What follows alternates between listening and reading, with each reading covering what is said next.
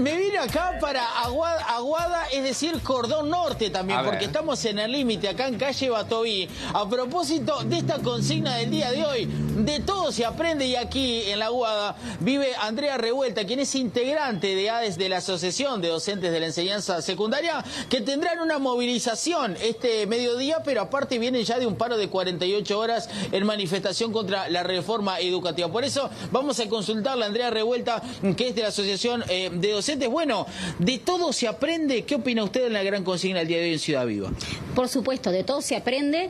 Nosotros como docentes repetimos muchas veces, ¿no?, que un docente luchando también está enseñando, y porque lo que estamos enseñando también es que, bueno, cuando suceden cosas que son impuestas, arbitrarias, que entendemos que no son justas, nos agrupamos, nos organizamos y vamos también a enfrentarlo y emprendemos medidas de lucha colectiva.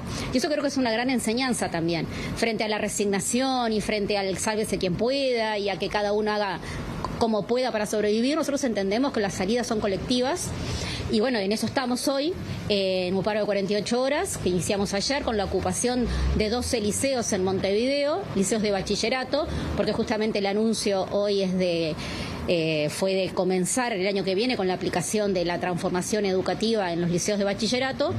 Y bueno, y hoy tenemos una concentración en la puerta de Codicen, ahí en Avenida Libertador, al que convocamos a toda la ciudadanía, al resto de los trabajadores de la educación, a los estudiantes, a las familias, a manifestarse en la puerta de Codicen por en contra de esta transformación que nosotros entendemos que es nefasta, pues es una liquidación de la educación pública, tanto en la forma en que es aplicada como por los contenidos que establece, que en realidad reduce cantidad de aprendizajes y, bueno, se centra en las llamadas competencias para la vida, que son competencias para la inserción laboral en un mercado de precariedad absoluta. Le iba a consultar eso, ¿no? En el comunicado que sacó hace algunas horas, bueno, dice que se hace, si se quiere, se trata de enfocar hacia el mercado empresarial, digamos, como que se trata de emitir aprendizajes que le va a exigir un empleador a su empleado. ¿Se anima a explicar bien, a describir puntualmente a qué hacen referencia con eso? Bueno, basta remitirse a los documentos que elabora el BID y el Banco Mundial, donde habla de las competencias que requiere la educación actual para ellos. Es un documento elaborado por economistas, sobre todo, es de acceso público, y es el mismo documento en el que se basan las reformas que se vienen aplicando, tanto en Uruguay como en el resto de los países. Se habla de que, bueno, hoy el mercado exige trabajadores flexibles, capaces de aprender en forma constante, pero en realidad lo que está necesitando hoy son personas que sean sin demasiada capacidad de análisis, de reflexión y de crítica, sino que más bien puedan cumplir instrucciones y, bueno, y someterse a empleos sumamente precarios, ¿no?, de bajos salarios y de condiciones de contratación y de despido y de flexibilidad absoluta. Lo explicitó incluso Adrián Aristimuño cuando en una entrevista se le pregunta, y dice que los empresarios solicitan eso, solicitan que les enseñemos menos cosas que ellos los van a ir formando de acuerdo a la necesidad del mercado. Y nosotros entendemos que es fundamental la defensa del acceso al conocimiento acumulado de toda la humanidad para todos los ciudadanos, para todas las personas, sean aquellos que puedan costearse una educación privada, como para toda la población en general y los hijos de los trabajadores fundamentalmente, que son los que se ven privados de acceder a conocimientos, ¿no? Pasamos hoy a tener en esta reforma pasamos a tener materias optativas como filosofía, es decir, otras materias que implican un conocimiento más profundo de análisis y de reflexión, dejan de ser parte de la currícula para tener, por ejemplo, emprendedurismo, que entendemos que no es una asignatura en realidad, porque no implica el conocimiento acumulado y realmente chequeado como conocimiento científico, conocimiento en el área de las ciencias sociales.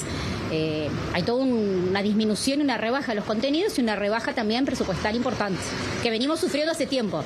Esta reforma la profundiza en la medida que, bueno, que elimina repeticiones y otro tipo de cosas que hacen que, bueno, que el número de estudiantes se reduzca también. Y se reduzca, por supuesto, la cantidad de horas y se modifiquen nuestras condiciones de trabajo, ¿no? Bueno, allá la Intendencia realizó actividades de salud mental en la Explanada, la semana pasada también se hicieron por el Día de la Salud Mental. Ustedes desde la docencia han solicitado que se creen nuevos cargos para atender situaciones de salud mental, pero también de violencia. ¿Fueron escuchados en esta reforma? ¿Fueron contemplados este tipo de pedidos? No, por el momento no. Nosotros estamos necesitando, sí, a gritos, contar con equipos que puedan por lo menos paliar las situaciones que nosotros enfrentamos día a día en los centros educativos donde concurre nuestra juventud, que bueno, enfrenta, y sobre todo luego de la pandemia, una situaciones emocionales y situaciones de salud mental muy graves, con intentos de suicidio, con depresiones, con cosas que antes no veíamos en jóvenes tan chicos. Y no contamos con las herramientas ni con el personal necesario para poder por lo menos asistir a esta situación. A nivel de salud, de lo que es la atención de la salud pública o incluso la salud privada, están demorando hasta 3 meses para darle hora a la atención a una persona que está en una situación de crisis inmediata. ¿Cuánto? 3 meses me dijo. Y 2 o 3 meses para darles la primera consulta, sí. Y es una situación gravísima, ¿no? Que bueno, que venimos pidiendo tanto los estudiantes como nosotros, ¿no?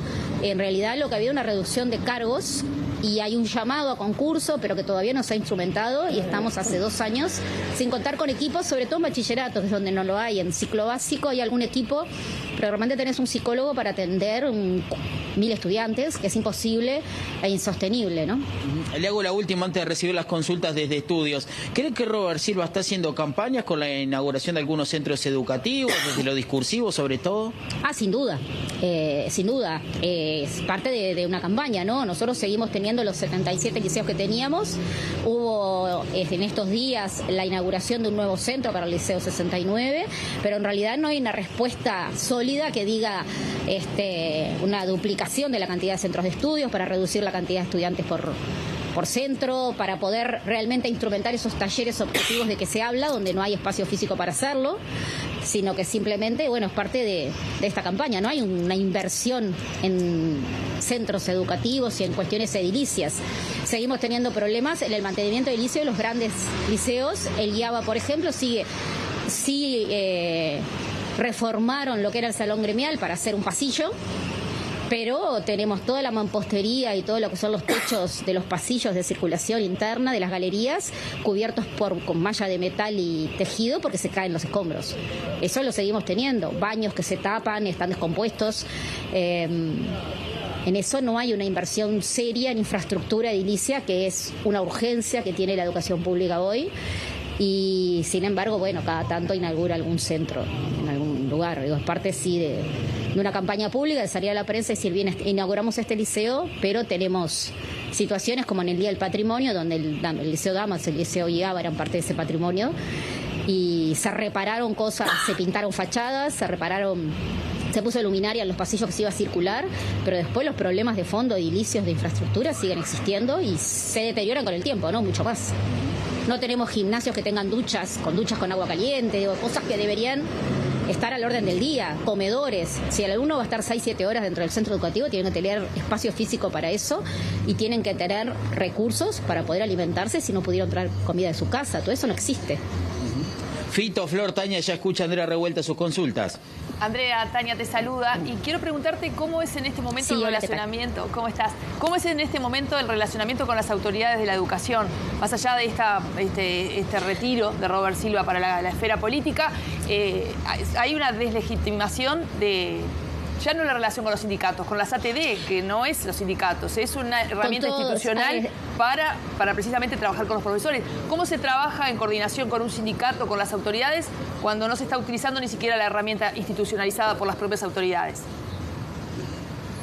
Y bueno, es muy difícil porque nosotros lo que asistimos siempre son a órdenes y a resoluciones ya tomadas. Muchas veces nos enteramos al mismo tiempo que la prensa de resoluciones que tienen que ver con nuestro propio trabajo y con cómo nos vamos a desempeñar.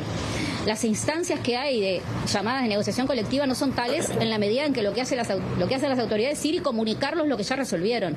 No hay ningún tipo de consulta. La última ATD extraordinaria de secundaria con respecto a esta transformación educativa se pronunció en casi un 98% en contra. Es decir, la ATD participan todos los docentes, más allá de que sean afiliados o no, es una instancia obligatoria.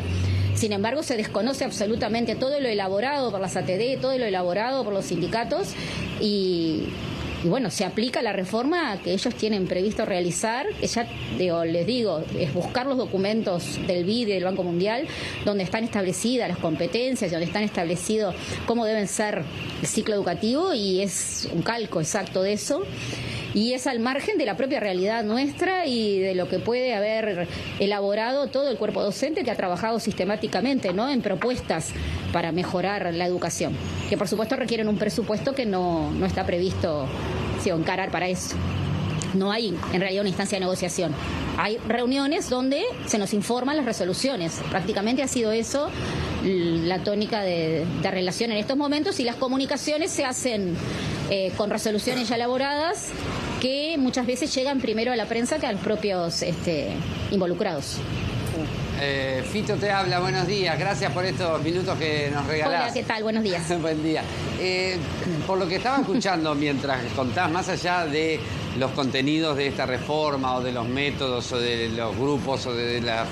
enseñarlo. Por lo que estaba entendiendo de lo que decía de la situación edilicia, ni siquiera estarían capacitados tampoco los edificios como para aplicar esta reforma que quieren aplicar el año que viene.